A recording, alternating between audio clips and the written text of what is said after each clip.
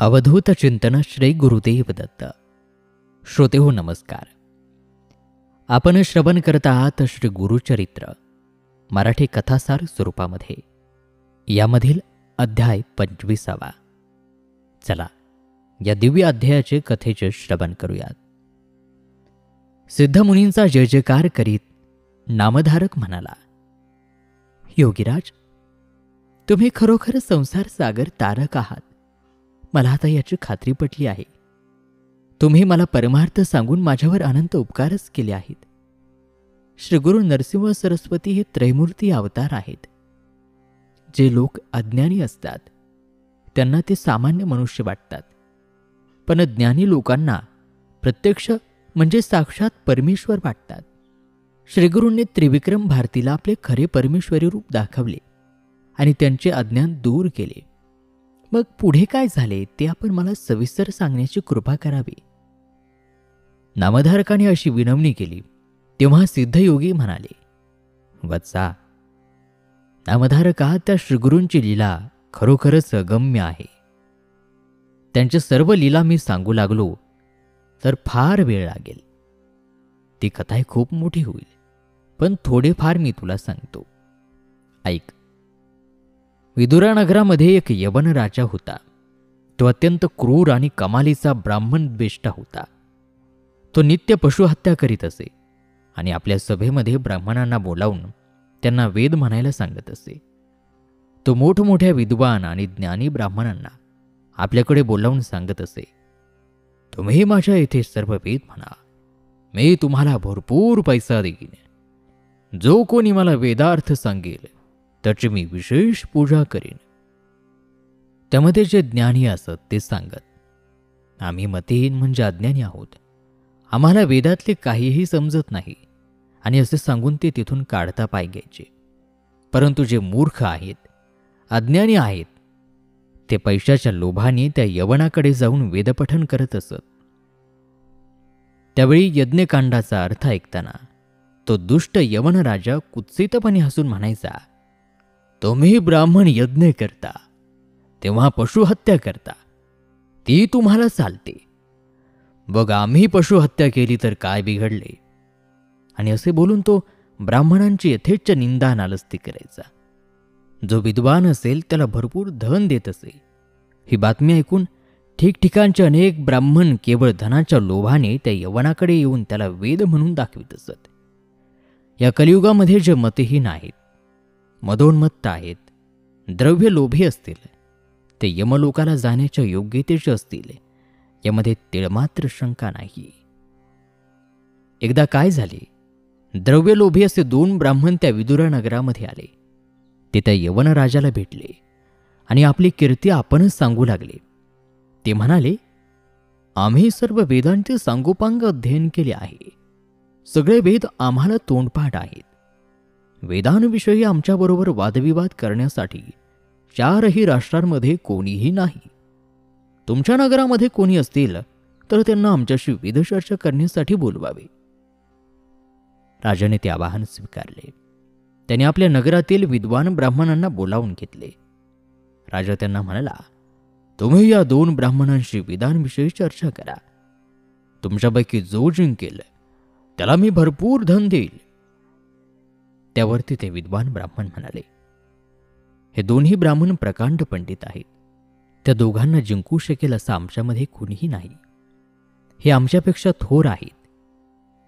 राजाने ते मान्य करून त्या 2 ब्राह्मणांना वस्त्र अलंकार देऊन मोठा सन्मान केला.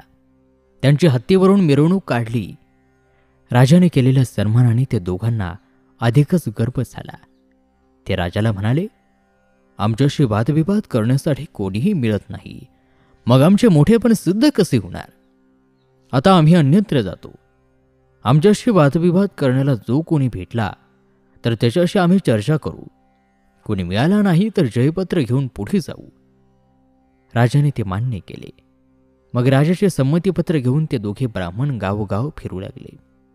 त्यांच्याबरोबर वाद घालण्यासाठी कोणीच तयार नसल्याने प्रत्येकाकडून जयपत्र घेऊन ते फिरत फिरत दक्षिणेकडील भीमातीरी असलेल्या कोमसी गावी आले. कोमसी याच गावामध्ये महाज्ञानी त्रिविक्रम भारती पंडित राहत होता. त्याला 3 वेद येत होते. तो अनेक शास्त्रांमध्ये पारंगत होता.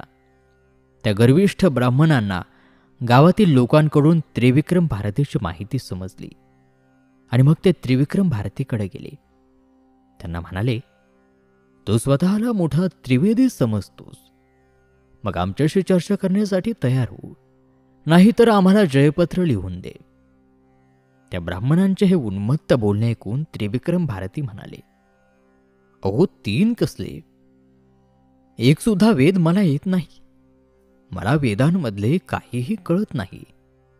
जर मला वेदशास्त्र येत असते तर मी येथे अरण्यामध्ये कशाला राहिलो असतो?